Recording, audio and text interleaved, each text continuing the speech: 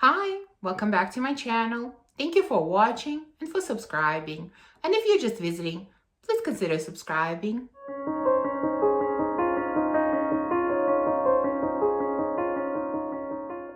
So today I want to share with you fragrances that never let me down.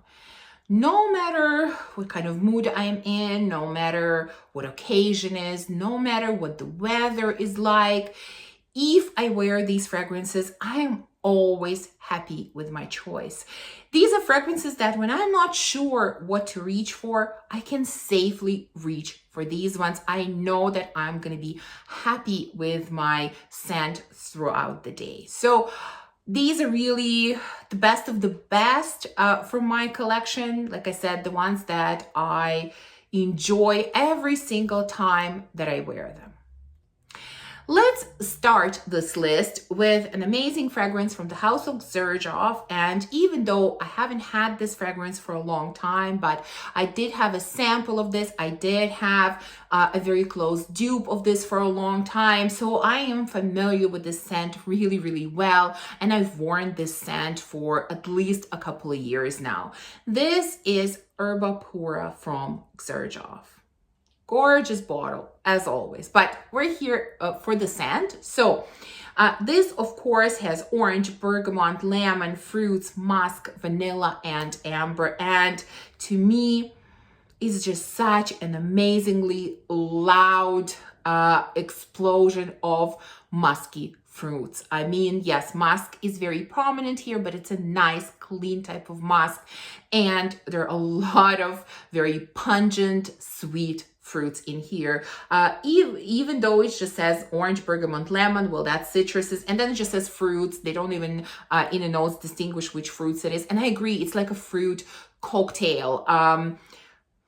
Yeah, musky fruit cocktail with some citruses added in. It is such a happy fragrance for me. Every single time that I've worn it, it worked. I was happy with my scent for the duration of the day. And of course, just like with any other Xerjoff fragrances, performance is outstanding. Number 2 on the list, I don't think will surprise anyone. This is my really, really dumb reach fragrance. Whenever I'm not sure what to wear, whenever I'm in a bad mood, this is the one I reach for. This is La Danza delle Libellule from Nobile in 1942. Longtime favorite. I mentioned before, this is the only fragrance that I have a backup of. I really don't do backups. I don't see how it's possible with such a large collection, but this is the one I cannot be without. So I do have a backup of this one. So this, of course, smells like buttery, warm apple pie. That's what I get out of this. Apple pie with some cinnamon. And these are the notes in here. You know, there's red apple, bergamot, there is cinnamon, there's vanilla, coconut, musk. So it is sweet. I don't really get coconut. Apple is very present here. Cinnamon is very present here. And it has a very, very buttery texture. It is comforting. It is delicious. It is just outstanding. For me, this is an outstanding scent. It is so, so beautiful. There's something so, so special about it. Yes, it smells like a baked good. It smells like a dessert. But, you know, to me, there's just something about the scent that I cannot stop loving. So yeah, this scent always, always makes me happy, never lets me down. Next one that never lets me down is Rosé All Daé from Gallagher.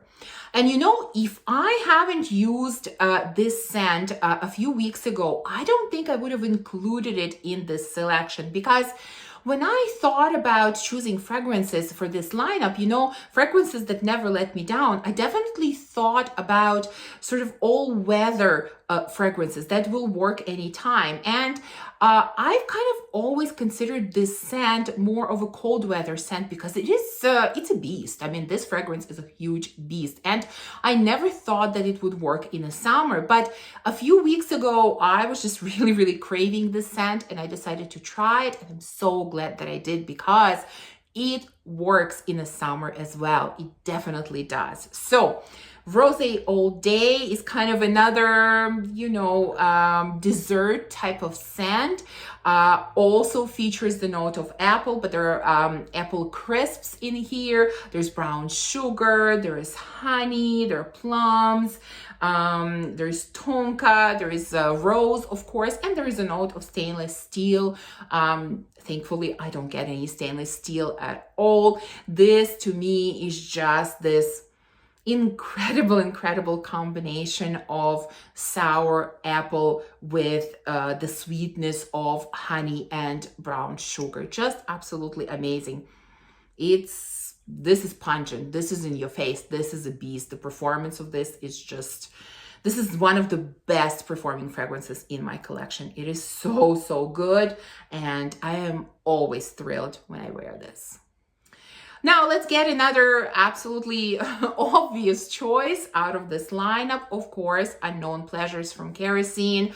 I mean, it had to be here. You know, yes, I've talked about this fragrance many times, but at the same time, you know, I want to give you my honest picks. I want to tell you about fragrances that truly never let me down. So there was no way that I could do this video without including this fragrance in it. This is, of course, lemon, caramel, vanilla, Earl Grey tea. There is tonka, there is honey in here, and it is sweet. It has this this amazing vanilla base that Kerosene seems to have. At least to my nose, that's what I'm picking up in their gourmand fragrances that I have tried. Just an amazing vanilla scent that to me gives off a vibe of condensed milk. So it's like drinking tea with condensed milk. Absolutely incredible. I would be happy wearing the scent every single day, I think, and definitely anytime I wear it, I'm absolutely thrilled with it. Next, I have a few newer additions to my collection, and even though I haven't had them for a long time, but every time that I've worn them, I've been happy with my choice, and I know that whenever I'm not sure about what to reach for, I can easily reach for these scents. So next one on the list is Lust in Paradise from Nihilo. This is a gorgeous floral scent. It has pink pepper, peony, lychee, petalia, musk, cedar, amber. So it's not just floral, it's really fruity floral because peony and lychee are playing the most prominent roles in here. It's such a nice mix of these two notes. Lychee is not overly sweet for sure. It is more kind of on a slightly sour side, and you have musk, cedar, amber all mixing together, providing a base for this fragrance. This is feminine, this is elegant, this is gorgeous. A huge compliment getter as well. This is beautiful, and I'm always thrilled to wear it. And of course, I had to include Lamar from Kajal, which is another fragrance that I've worn so often this summer, especially on days where I'm like, I'm not sure what kind of mood I'm in. I'm not sure what I want to wear.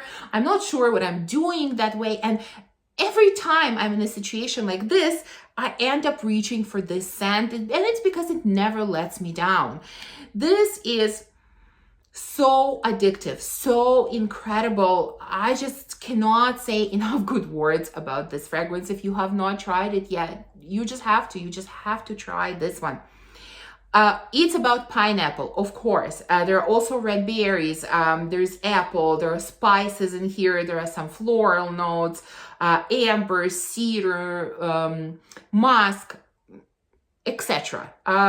But really, I'm getting this really juicy, sweet pineapple with just a touch of sour apple and some additions of spices. It is really pineapple fruit that I'm getting in the opening of this fragrance and for the first few hours. And then when it develops on the skin, when it settles on the skin, this becomes more syrupy to me. It's like some kind of pineapple syrup that you would put on top of a pastry. So it definitely deepens and thickens, at least for me. You know, it could behave differently on different skins, but for me, that's how it behaves. And I absolutely love every stage of this fragrance. Again, outstanding performance. And like I said, this has been my biggest down reach.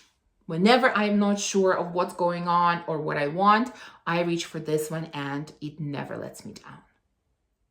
Next fragrance that I want to mention is the one that I haven't had a chance to wear all that often, and that's because I purchased it probably in the middle of spring, and I think this is more suitable for slightly colder weather. So I've only been able to wear it kind of on days that were a little bit cooler or sometimes more in the evenings, but every time I wear it, it never fails to surprise me how much I love it and how much I enjoy it, which I honestly never expected when I purchased it. So this is a huge surprise for me.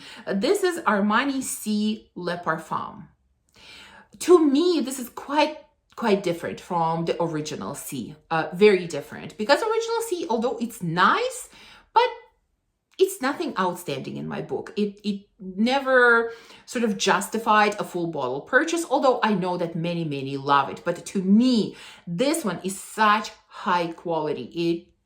Incredible. So, of course, it has a lot of similar notes. This is also about blackcurrant, just like the original Si. There's also incense in here. There's osmanthus, there's amber, benzoin, vanilla, patchouli, and it is very syrupy. It is very thick. It is slightly smoky. It is slightly earthy.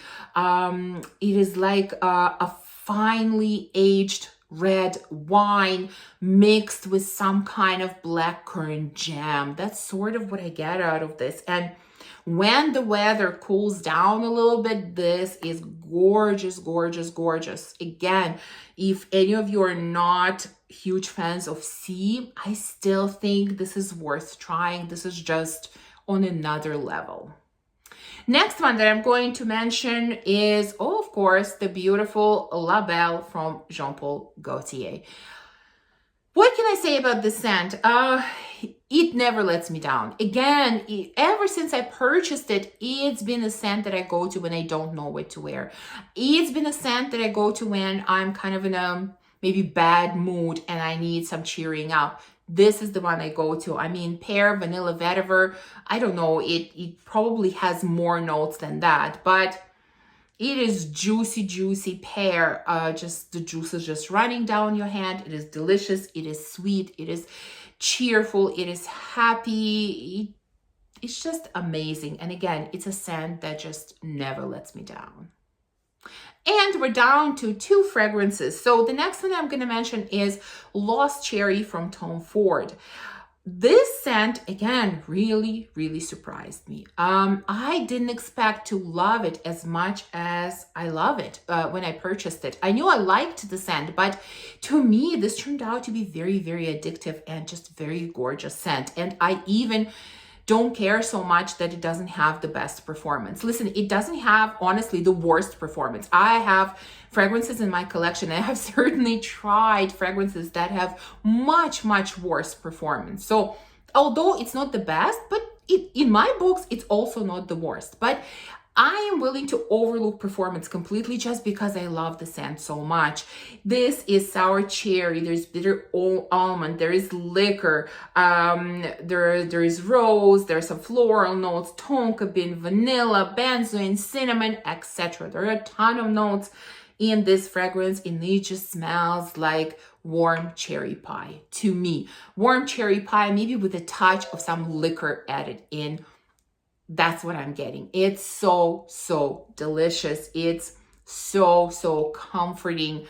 I just absolutely love it. Especially for me, for some reason, this scent just works beautifully in the evenings. I just love it. And not just when it's sort of colder outside, it works in the summer as well. It just kind of calms me down. It cheers me up. It just never lets me down. And the last one on the list is sort of slightly maybe surprising to me because, well, first of all, this comes from the house of Memo, and I kind of, I went through the stage where I was super obsessed with this house, and I kind of purchased 4 scents very close together from this house. Now, one of them I've decluttered already, didn't work for me. The other 3 I have, and I love all 3, but for some reason, initially, this one was sort of a little bit left behind. I seem to enjoy the other 2 so much more. But lately, I've started reaching a lot for this one. And this is Tamarindo from Memo. And again, it sort of surprised me. I just thought, why didn't I use this more right away? Why was it kind of standing there and I was using the others? I mean, don't get me wrong, the others are amazing, but so is this one. It just, it works for me. Every time I wear it, it really, really works. Now, this scent is also about pineapple, but to me, it's a very different type of pineapple. There's also bergamot, orange, cardamom, jasmine, tuberose, ylang-ylang, peach, coconut, patchouli, vanilla, benzoin. So in this one, to me, pineapple is very green, maybe not completely ripe pineapple. It is also not extremely juicy, I would say. Like, it's sort of on the drier side, you know, maybe because it's still not ripe. It doesn't have so much juice coming out from it. That's kind of the feeling that I get here. And then it definitely has some earthiness and kind of greenness to this as well, which is I think patchouli bringing in here. So it is slightly sour, slightly dry pineapple with some patchouli. That's mostly what I'm getting in here. I mean, some say it has some similarities to Coco Mademoiselle from Chanel. Yes, I agree, it does. It does have some similarities, but at the same time, it is quite different. To me, it's the patchouli that's similar. I think the type of patchouli that's in here is very similar to patchouli in Coco Mademoiselle, but to me, this is where the similarities end. Everything else about the scent is different. And so there's something, maybe because pineapple is kind of this green pineapple, there's something very refreshing about this scent. You know, when it's really, really hot outside and you want a light, refreshing scent, this is a great one to use. So again, I have been so thrilled every time that I've used this scent. And so this was the last fragrance in my lineup for today. I would love to know what fragrances never let you down. Please let me know in the comments below. Thank you for watching this video. If you enjoyed it, please remember to give me a thumbs up and subscribe, and I will see you soon in my next video. Bye.